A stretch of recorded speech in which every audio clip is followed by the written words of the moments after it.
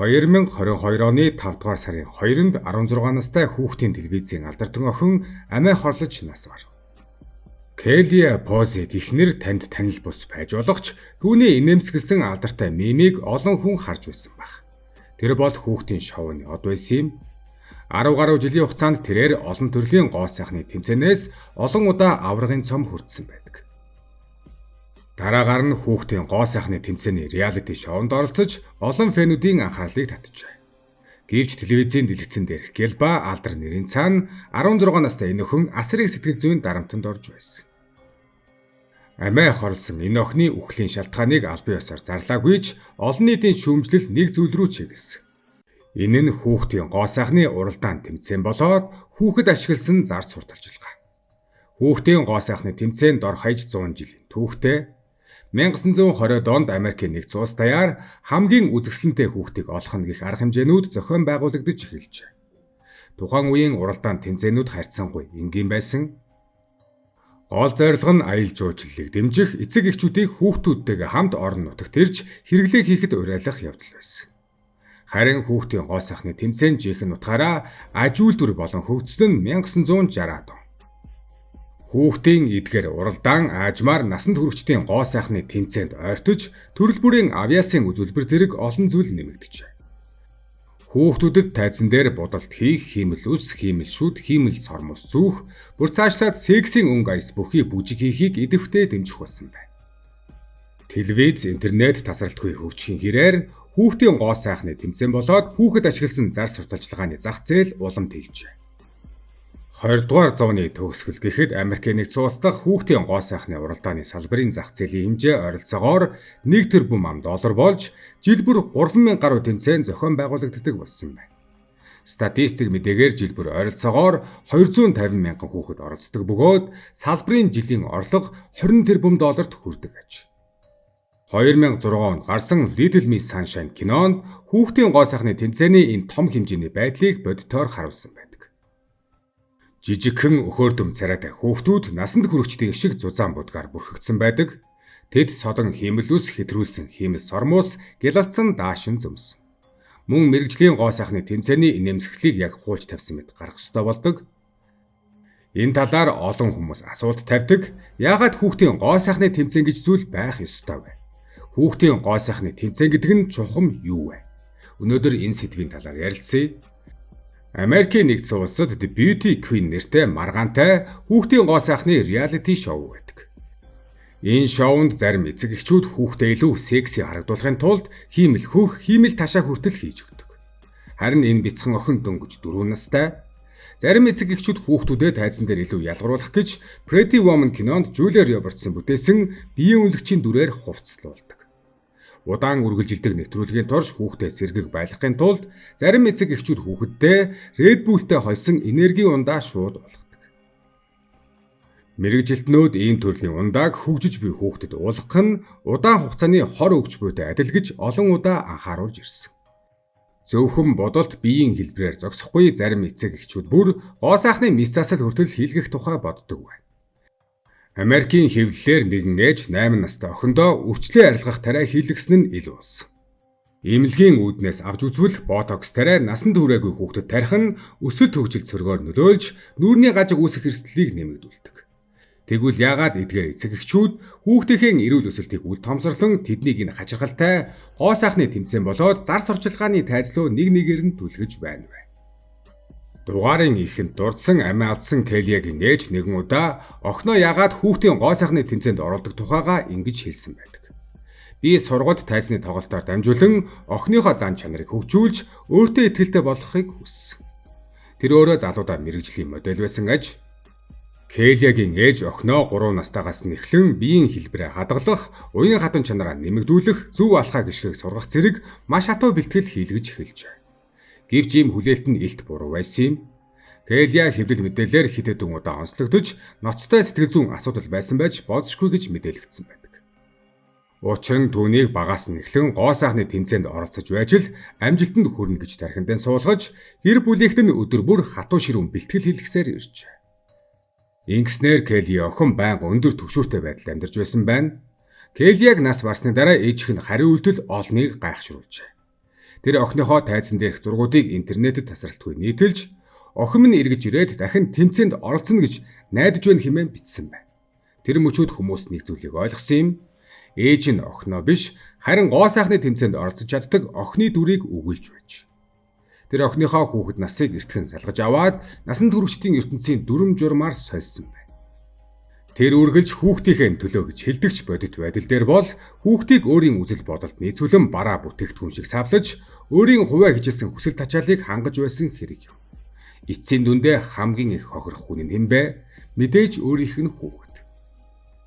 Хүүхдийн гоо сайхны уралдаан тэмцээн гэдэг нь үнэндээ насанд хүрэгчдийн алдар нэр мөнгө шунлыг хангадаг гаж үзэгдэл. Келия тохиолдсон зүйл бол бүхэл бүтэн хүүхдийн гоо сайхны тэмцээний гажуудсан нүр царайны зөвхөн мөсөн уулын оройд үдээ. Америкийн нэгдсэн улс дахь хүүхдийн гоо сайхны тэмцээний асар том зах зээл, хэмжээлшгүй ашиг орлого нь олон эцэг эхчүүдийг татахгүй байхын аргагүй. Хүүхдээ аль болох хурдан тэмцээний шаардлагад нийцүүлэхийн тулд ганцхан аргагүй хиймлэр эрт бойжуулах. Тиймээс эцэг эхчүүд хүүхдээ маш багаас нь эхлээд даалд байдлаар сургаж эхэлдэг.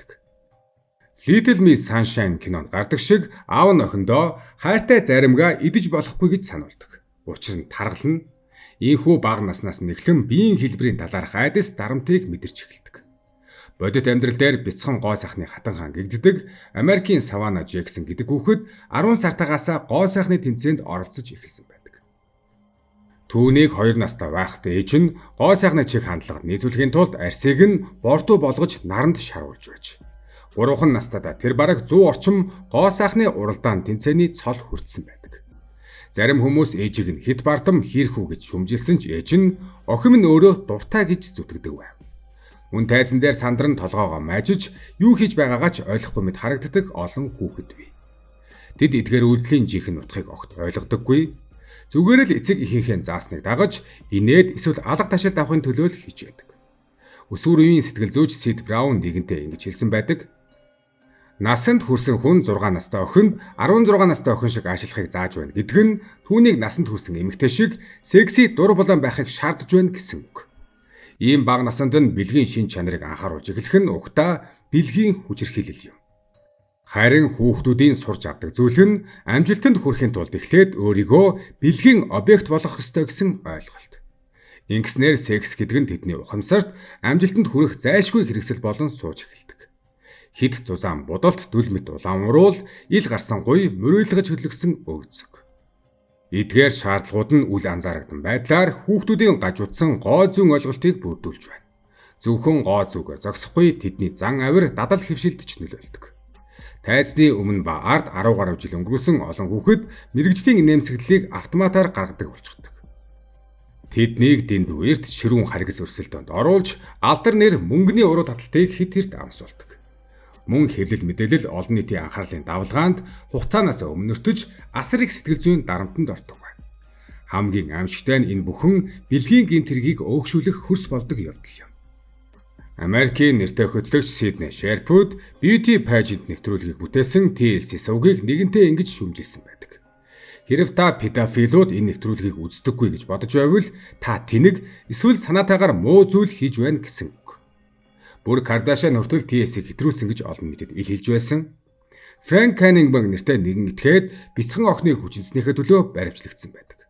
Тэрээр мөрдөн байцаалтын үеэр Beauty Pageant зэрэг хүүхдийн гоо сайхны тэмцээнийг өөрийн үздэг порно кино шиг хардаг байсан гэдгээ хүлээн зөвшөөрчээ.